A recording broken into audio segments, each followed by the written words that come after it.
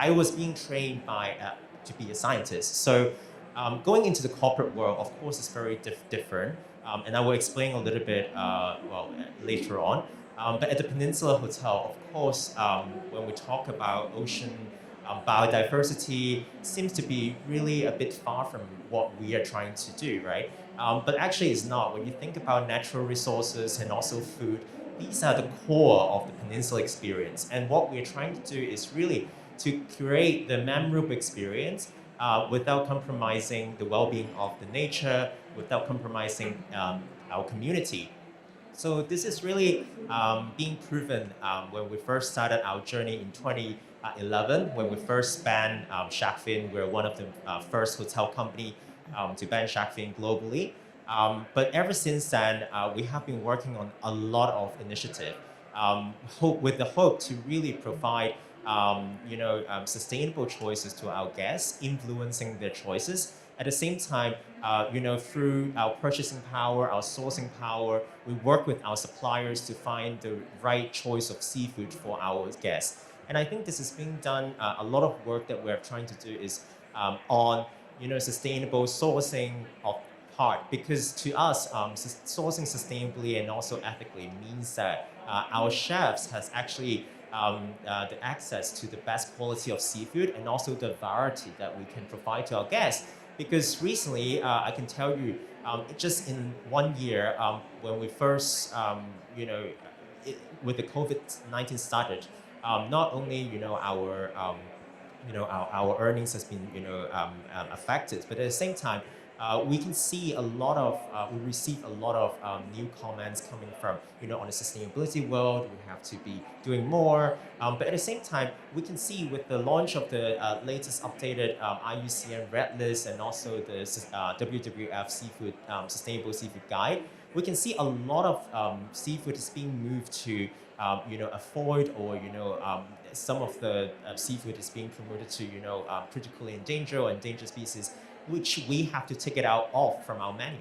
And one of the suppliers even sent us email saying that the Alaska king crab is no longer available because of climate change.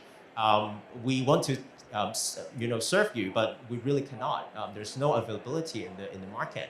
So you can see our chef basically now is scratching their head. Okay, so what can I offer to my guests? And every month we are removing one seafood item from the menu.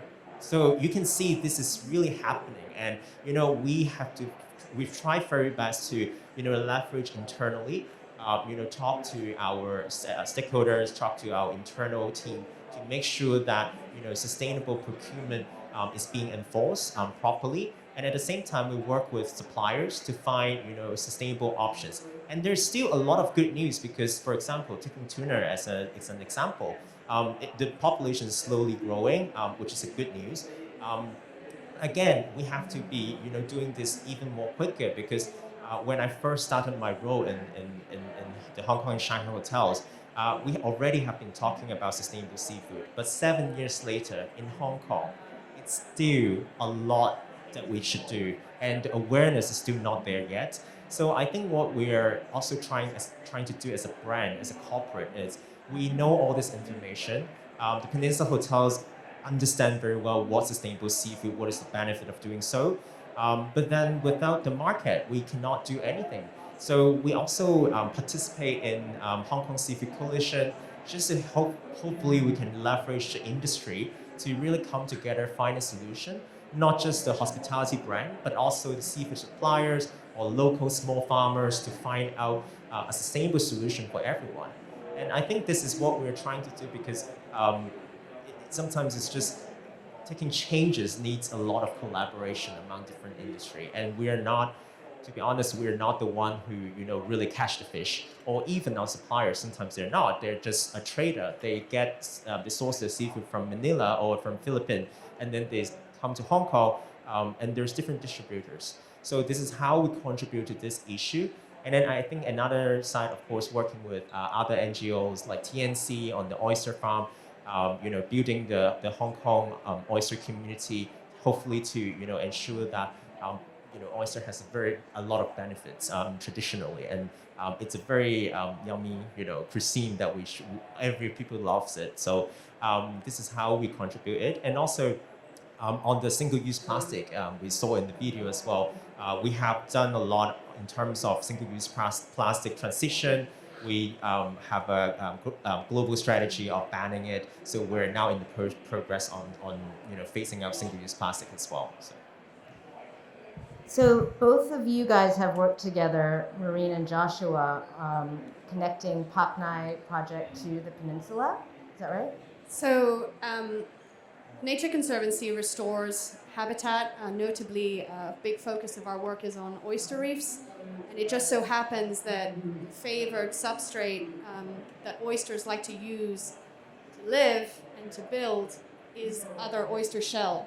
So we work with a lot of restaurants and hotel groups in Hong Kong, and notably the Peninsula is one of our core partners, to recycle shells that would otherwise be destined to the landfill, to use those to restore habitat in places in Hong Kong where they have been lost.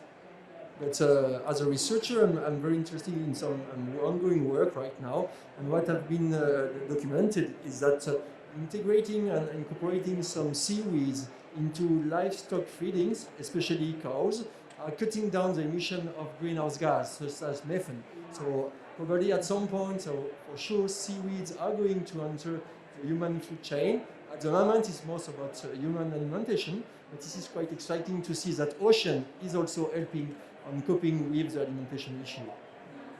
The next question we have, probably Marshall, you could take it up to start with, is how do we evolve coastal cleanup and maintenance from occasional private volunteer work to a permanent, consistent government initiative?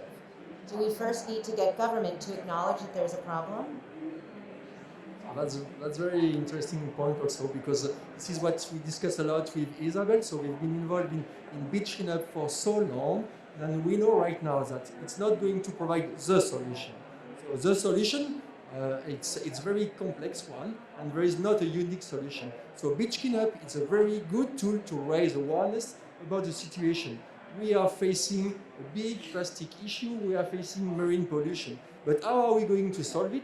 Not by picking plastic here and there. So for instance, when I talk to my students, I just say, okay, today we've done a beach cleanup, we remove, let's say, 5,000 plastic bottles from the seashore. Do you know how much are produced in Hong Kong, or how much are littered every day in Hong Kong?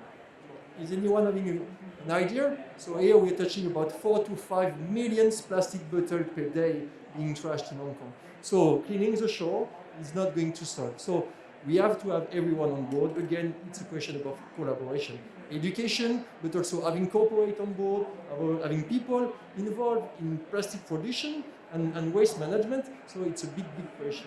So seashore has to be clean, for sure, to raise awareness. But somehow, behind the scenes, some other action has to be taken too.